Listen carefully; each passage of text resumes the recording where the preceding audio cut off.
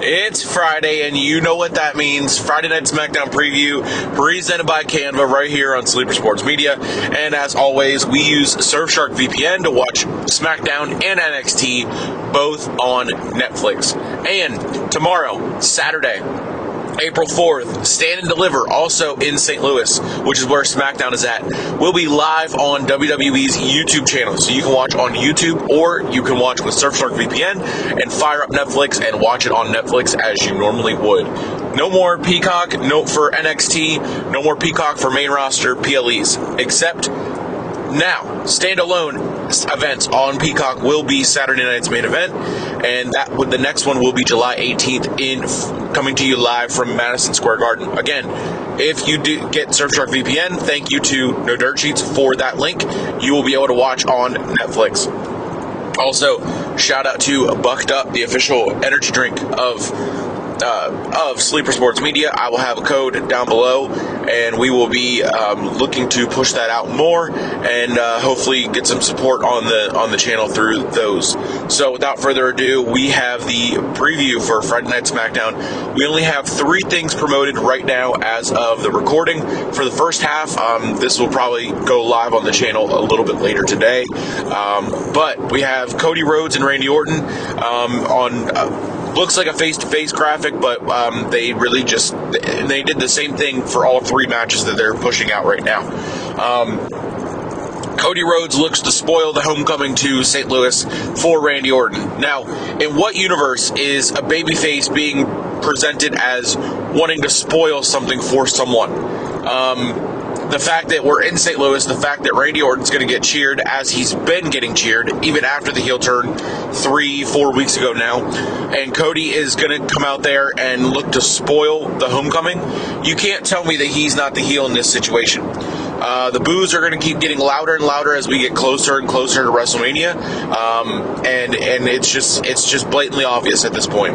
We also know that Randy Orton has promised that we will see who he's been talking to the last couple of weeks on the phone. And again, Randy Orton getting cheered massively, so I cannot wait to see who he brings out. I think it's personally, I think it's Kevin Owens. The way last Friday Randy was standing just the right way, where his shirt that says RKO everybody, or RKO Cody, whichever one he was wearing, he was doing something. He was holding the mic, but he was doing it ever so slightly to cover up the R, so it just showed the KO. And the KO was kind of in the same format and font as Kevin Owens' logo. So I don't know if there's been any buzz around Kevin Owens being cleared or anything like that, or if it actually could be Kevin Owens or would be Kevin Owens, but we will find out tonight. We will see what goes down tonight, who's revealed as the man that Randy has been talking to on the phone. There's some people saying it could be Triple H, it could be with the involvement of Stephanie and recreating the Authority, which, I mean, I would not mind. It would be something different. It would get Stephanie McMahon and Triple H back on screen, and I think it would be very entertaining.